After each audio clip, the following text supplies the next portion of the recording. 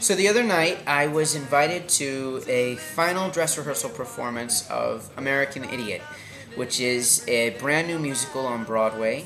It's a rock musical based off of Green Day's album, American Idiot. It came out 4 or 5 years ago. It was recently developed into this full production by the director of Spring Awakening. Rock musicals are not a new thing on Broadway. It's been done many, many times. It's been done really well, and most of the time it's done really badly. I'm not a big fan of them in general. I did like Rent. I actually did not like Spring Awakening, but I kind of went into this production kind of ready to hate it a little bit, and I've got to say, I was completely blown away by the show. It was absolutely fantastic. I haven't been able to stop thinking about it. I did not expect it to be that good. I really didn't.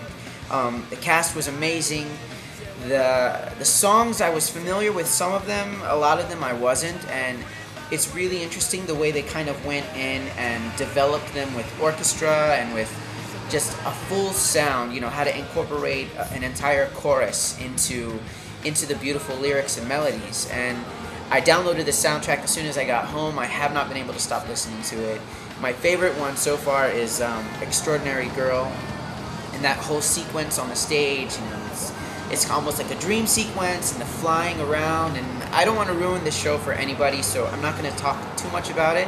You should definitely go and see it, and go sort of with the understanding that it's not a story that you follow, like with this character in the beginning, in the middle, and the end. It's very abstract. It's very in your face. It's extremely loud, but so much fun to watch. You know, I was getting frustrated during the first part because I was trying to figure out what's going on here. Who's the main character? Is it this guy or that girl? Or, well, who's this person? Is that the same person as this? And what's happening here? When are they going to start talking?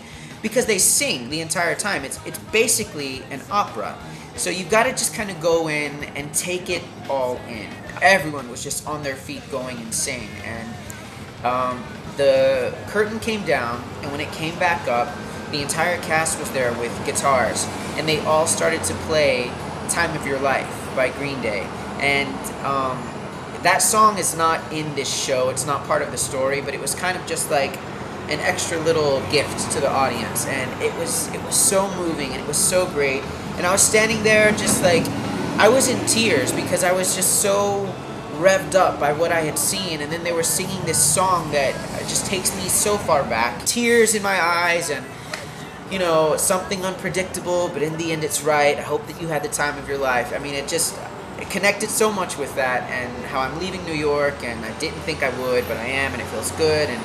And I was just, you know, everything is poignant now. You know, now that it's my final year here, everything seems to just, I'm savoring it all that much more. So a side note on that story, Time of Your Life.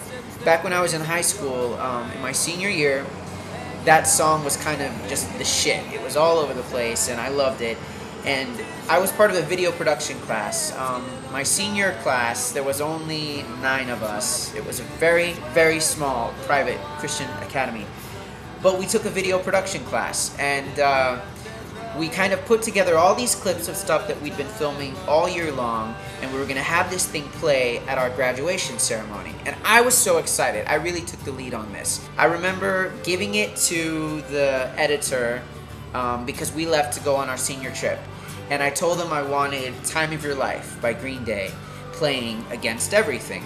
So we get back, and we, you know, graduate, and it's so beautiful, and they put up the video, and there's all this amazing footage, but not the song that I wanted.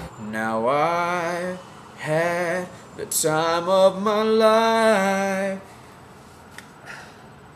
I was so fucking pissed. Green Day really does take me back to high school because I always connected with them, and not really voluntarily. I was growing up in Houston. There was a lot of gang activity going on in the high schools, and so my parents didn't want me to go to a public school in my district, so they ended up sending me to this private academy.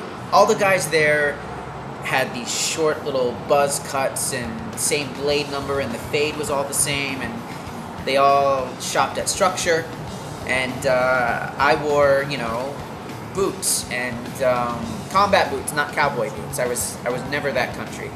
A clear backpack, and I had like my spiky, funny hair, and they used to call me Green Day.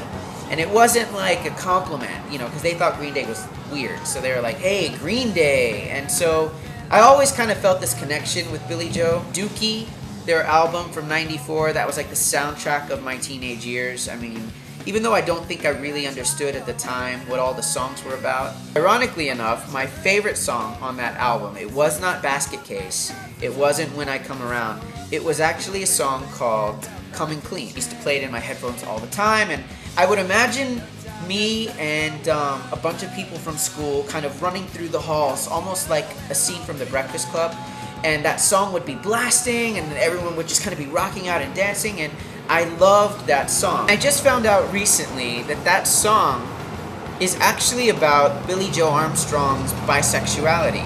And now when I go back and I listen to it, oh my god, like, of course, this is a song about coming out of the closet. You know, it's called Coming Clean, and he's talking about being 17 and struggling with yourself and skeletons in your closet and secrets. Mom and Dad will never understand what's happening to me. Like, at the time, I had no clue that that's what it was, but oh my god, who would have ever thought that Green Day all along was like subliminally helping me kind of come to terms with something I wouldn't even look at until much later in my life. It cracks me up. And it really makes me think about what else I was taking in that I didn't even really understand until much later. Like, I was also obsessed with No Need to Argue, that album by the Cranberries, Crazy Sexy Cool by TLC, The Sign by Ace of Base. These were just my damn anthems all through high school, and now it makes me want to go back and listen to those. Anyway, Green Day, American Idiot on Broadway. Check it out. Groovy!